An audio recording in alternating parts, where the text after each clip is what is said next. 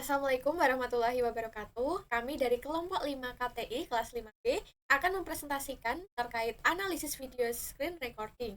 Nah, sebelumnya perkenalkan saya Egita Widya Astuti dengan NIM K711971 bersama tiga rekan saya yaitu Elvina Isna Nurjana dengan NIM K719976, Hanifah Alia Asmira Rosid dengan NIM K719102 dan juga Isti Nurhidayah dengan NIM K719126. Kali ini kami akan membahas materi terkait aplikasi Zoom, Camtasia, dan juga Bandicam. Camtasia merupakan perangkat lunak yang memberikan kemudahan dalam merekam semua kegiatan pada layar monitor dan juga memungkinkan untuk melakukan editing serta publikasi video maupun audio untuk disimpan dalam web, iPod, iPhone, dan YouTube ataupun dengan keeping CD atau DVD. Software ini dapat dimanfaatkan untuk membuat media pembelajaran berbasis multimedia dan juga e-learning, yaitu dengan membuat video tutorial atau pelatihan, serta membuat video presentasi dikenal dengan istilah screencast. Kelebihan dari Camtasia diantaranya adanya sistem drag dan drop untuk memindahkan data menjadi lebih mudah dan mempermudah dalam mengedit rekaman. Selanjutnya tersedia navigasi recorder untuk merekam aktivitas layar pada PC. Kemudian tersedia efek transisi video untuk memperindah pergantian frame pada video. Digunakan untuk menyunting video dan dapat memberikan kontrol penuh dalam menyunting video.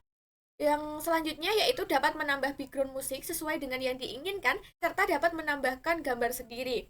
Dan yang terakhir yaitu menggunakan tool audio untuk merapihkan atau menjernihkan suara sehingga tidak ada suara yang mengganggu atau mengatur tinggi rendahnya nada serta intonasi pada suara.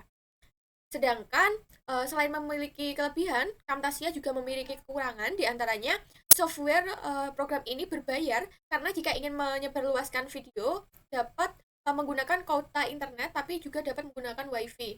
Selanjutnya, spesifikasi PC harus lumayan besar karena software ini membutuhkan memori yang cukup banyak. Dan yang terakhir yaitu apabila ada pengembangan software, pasti juga ada icon-icon baru yang lebih baik sehingga akan memiliki uh, memori yang lebih banyak lagi, akan memakan memori yang lebih banyak lagi.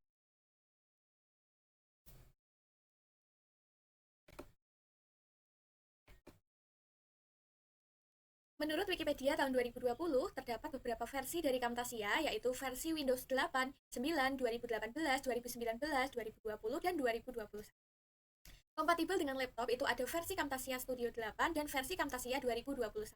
Untuk versi Camtasia Studio 8 itu uh, menggunakan dual core prosesor minimum. Kemudian 2 GB RAM, kemudian ada 2 GB of disk space untuk instalasi dan 200 MB untuk hasil instalasi. Display dimensionnya itu 1024 kali 768 atau dapat di atasnya. Untuk versi Camtasia 2021 itu RAM-nya yang menggunakan 8 GB untuk RAM. Kemudian harddisknya membutuhkan ruang 4 GB. Untuk resolusi monitornya 1366 kali 768 menggunakan Microsoft Visual C++ 2019. Kemudian Windows N memerlukan paket media fitur untuk Windows N. Fitur Camtasia versi Camtasia Studio 8 itu ada beberapa ya. Yang pertama, area untuk mengakses 3 fitur penting editor seperti record screen, import media, dan produce and share video yang telah kita buat. Yang kedua yaitu ada menu options, itu mengakses pengaturan dan pilihan program, fitur import dan export, serta beberapa fitur lainnya. Yang ketiga yaitu editing dimension. Pada bagian ini untuk mengatur dimensi atau resolusi dari video yang dibuat. Dan yang keempat yaitu magnification view option. Ini klik untuk memilih tingkat perbesaran video pada layar. Yang kelima yaitu ada fitur untuk mengakses bantuan menggunakan Camtasia Studio. Yang keenam preview Windows. Itu ada beberapa pilihan ya seperti Google Lens Views dan lain sebagainya. Yang ketujuh yaitu ada Canvas. Nah, pada bagian ini adalah tempat melihat video yang sedang diedit. Objek di dalamnya dapat diubah posisi maupun ukurannya. Yang kedelapan yaitu playback controls, yaitu tombol-tombol ini digunakan untuk menjalankan video. Yang kesembilan, touch steps, yaitu untuk pilihan dalam menambahkan colors, transition, zoom and pan animation, serta lain sebagainya. Yang ke-10 yaitu ada library, yaitu kumpulan video dan audio yang sudah disiapkan oleh Camtasia agar dapat dipakai secara langsung oleh pengguna. Yang ke-11 ada clipbin, yaitu kumpulan file yang dipakai dalam timeline. Kemudian ada timeline, yaitu area kerja utama yang digunakan untuk mengatur video yang sedang diedit. Ada timeline toolbar, yaitu untuk tombol-tombol dasar pengeditan seperti paste, cut, split, zoom, dan lain sebagainya. Yang keempat ada timeline tracks, yaitu rangkaian video, audio, maupun gambar yang dimasukkan ke dalam timeline.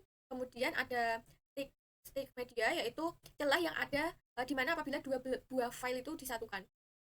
Langkah-langkah recording dengan Camtasia yang pertama yaitu select area, yaitu full screen digunakan jika ingin merekam kegiatan yang ada pada layar monitor supaya dapat terekam semua. Untuk custom digunakan jika ingin merekam sebagian dari monitor, artinya ada beberapa bagian yang memang tidak ingin direkam. Langkah yang kedua yaitu ada recording input webcam, jadi dapat mengubah posisi menjadi on jika ingin Camtasia merekam wajah ketika proses recording. Nah, ini biasanya digunakan ketika presentasi. Langkah selanjutnya yaitu ada record input audio, diubah posisi menjadi on. Sistem audio yang menginginkan Camtasia dapat merekam audio berasal dari komputer ataupun laptop. Misalnya memutar Winamp, membuka game, dan lain sebagainya. Jika ingin mengaktifkan fasilitas ini, maka pastikan volume kontrol laptop dalam status volume mute. Selanjutnya ada start recording atau dengan mengeklik tombol F9. Langkah berikutnya yaitu ada stop recording atau dapat menekan tombol F10 atau dengan menekan tombol stop. Nah, untuk pause tekan tombol F9 dan tekan lagi tombol tersebut jika ingin melakukan resume. Selanjutnya ada aplikasi Zoom. Zoom adalah aplikasi komunikasi menggunakan video yang didirikan oleh Eric Yuan di California, Amerika Serikat. Aplikasi ini dapat digunakan dalam berbagai perangkat, baik seluler maupun desktop. Aplikasi ini biasanya digunakan untuk melakukan tatap muka secara jarak jauh atau online dengan jumlah peserta yang cukup banyak dan dilengkapi dengan fitur record atau perekam. Kelebihan dan kekurangan Zoom dapat kita lihat ya. Untuk kelebihannya, kapasitas ruang besar, fitur beraneka ragam, kualitas akses tinggi. Kemudian untuk kekurangannya yaitu boros dalam penggunaan internet, kuota internet. Kemudian tidak tersedia bahasa Indonesia dan rawan sekali mengalami kebocoran data. Fitur yang tersedia pada Zoom diantaranya yang pertama yaitu fitur mengganti background. Caranya adalah dengan masuk ke pengaturan, kemudian latar belakang virtual, kemudian kita dapat memilih gambar latar belakang yang telah tersedia atau dengan menggunakan gambar yang kita pilih dari perangkat kita sendiri. Selanjutnya ada fitur mengganti foto profil. Nah, ini dapat dilakukan dengan mengeklik tombol peserta yang ada pada bagian bawah layar. Kemudian arahkan kursor ke nama kita, selanjutnya klik lainnya, dan klik tambahkan gambar foto profil. Selanjutnya ada mengubah nama saat Zoom. Itu dapat dilakukan dengan mengeklik tombol peserta di bagian bawah layar, mengarahkan kursor ke nama kita, kemudian klik lainnya, lalu klik ganti nama, kemudian OK, dan proses penggantian nama sudah selesai dilakukan. Untuk selanjutnya ada tampilan immersive Zoom. Nah, ini dengan dilakukannya mengeklik tampilan imersif dan memilih salah satu tempat yang disediakan Zoom atau bisa juga menggunakan gambar dari perangkat kita sendiri. Nah, nantinya latar belakang virtual itu akan memperlihatkan hasil yang sama pada setiap layar peserta. Selanjutnya yaitu langkah-langkah recording dengan Zoom. Yang pertama yaitu dengan mengeklik tombol record pada Zoom meeting. Ini, kemudian yang kedua, hasil rekaman Zoom akan tersimpan pada laptop, nanti dengan mengklik tombol pause atau stop recording.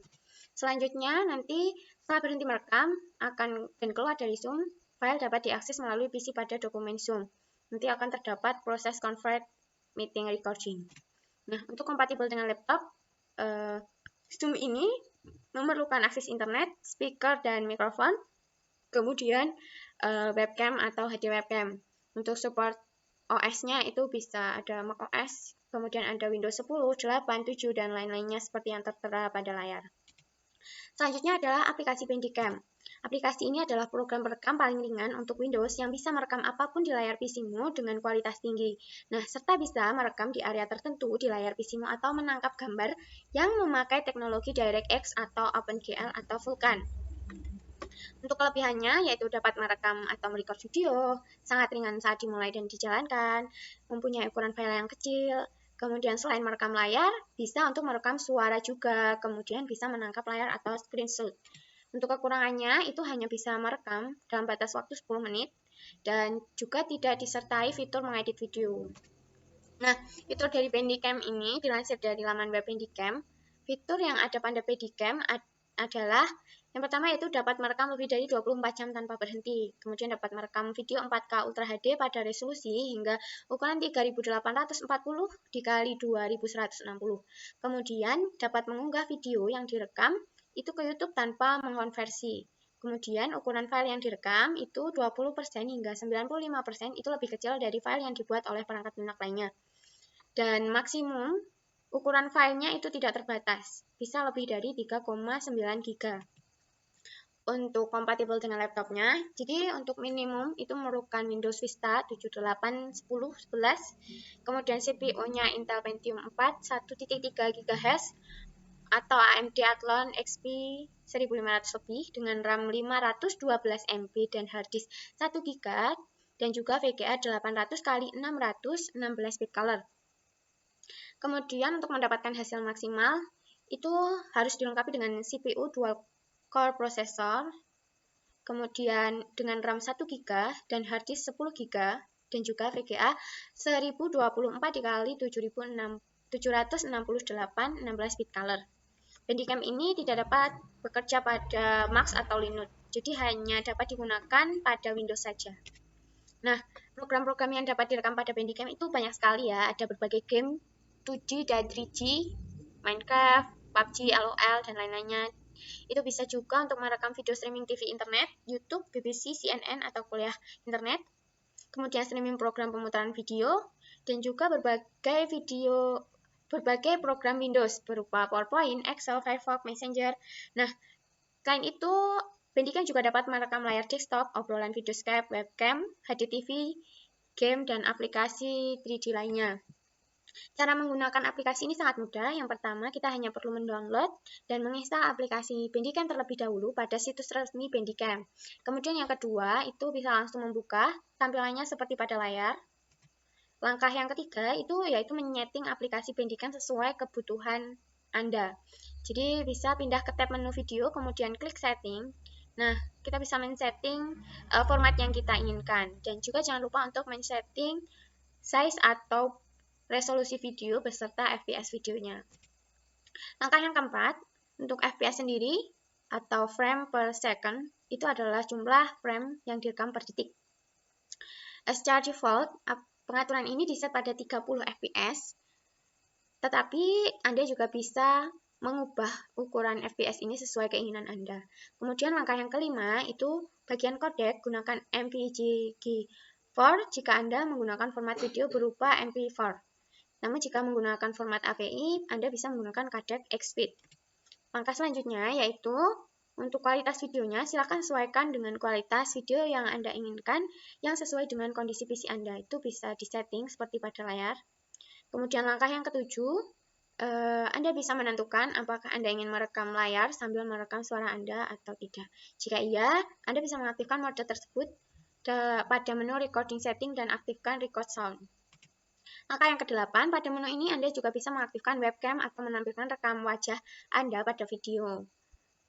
Kemudian yang kesembilan, atur apakah ingin merekam layar desktop secara keseluruhan atau sebagian saja.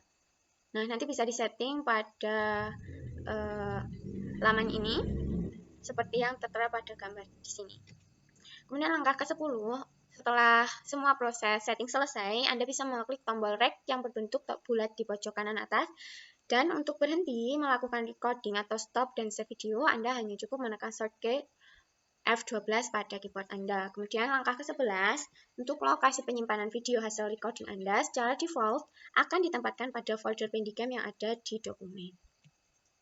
Ya, terima kasih. Itu tadi adalah pemaparan hasil analisis mengenai aplikasi video screen recording dari kelompok 5.